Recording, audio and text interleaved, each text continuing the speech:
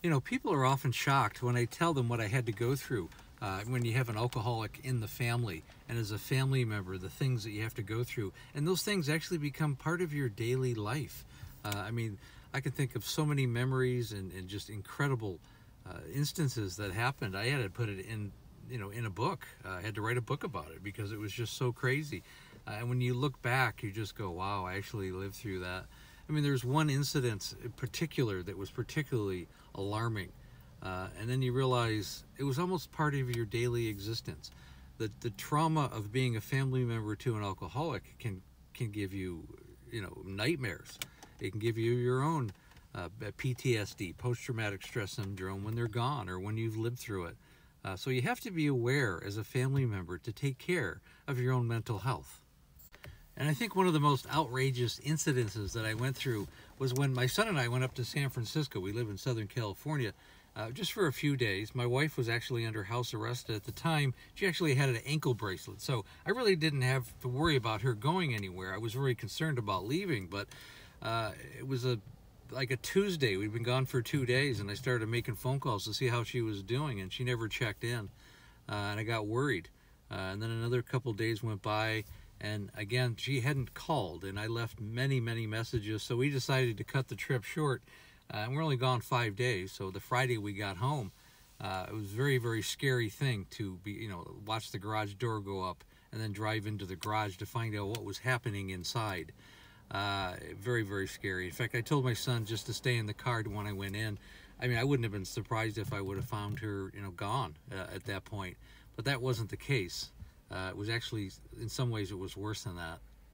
So I got out of the car and walked in through the garage door, the back door, and turned around the corner, and she was in the family room, and there was broken glass wine bottles all over the place. She had walked, through the glass in bare feet, and there was blood all over the floor. She was sitting on the couch, completely passed out, unaware. I mean, she had, every bodily fluid, vomit down the front of her. There was probably 50 empty beer cans, a dozen empty wine, bottles that were like 1.75 liters, almost 2 liters of wine. I mean, just gallons of things that she had drank in that 5-day period, which was just terrifying. For coming from a person that couldn't even leave the house. Obviously, there was DoorDash and Uber Eats or something that delivered it, but it was terrifying. And that wasn't even the worst part of it. Later that night, we finally got her upstairs, cleaned up a little bit, and she ended up taking almost 2 bottles of her prescription drugs. And I came into the room kind of in the middle of the night because I just couldn't really be around it. And she was just, it looked like something from The Exorcist. She had just all kinds of stuff coming out of her mouth. She was acting crazy, completely out of her mind. And we had to call 911, and they came and got her. And from there, at the hospital, she ended up being there for 10 days, and she was underneath suicide watch, which was very hard.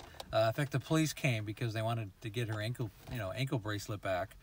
I mean, just the craziness of having to deal with law enforcement because your wife was just that far down into alcoholism. And from there, she was put into a court-ordered outpatient rehab facility for the next 6 months, where she had to go 6-8 hours a day, 5 days a week, to a rehab facility. And that lasted a little while until I realized on her way home she would buy a 30-pack of beer and down 12 beers before she got home. So eventually I had to drive her up there and back, and it just was a lot of drama. And eventually we put her into another rehab, and it just, the last few years of her life, it was like this every day. It was hospital, rehab, jail, hospital, rehab, jail. I mean, she only lived with us maybe 5-6 months out of a year because she was either someplace else or we were trying to get her help. And really the whole point of this story is because I know this resonates with a lot of families who are in this kind of situation where they're just dealing with such just insanity every day of their life, and you have to realize how much it affects you. So again, if you have someone like this in your life, please click on the link above, schedule a breakthrough call. I've helped a lot of people. I have just immense experience, and I've really dedicated myself to helping other people. And again, please like, share, and comment. Also, we have a Facebook group called Amanda Cautionary Tale of Alcoholism. We talk about alcoholic issues and family and trying to help alcoholics. And again, thanks for listening.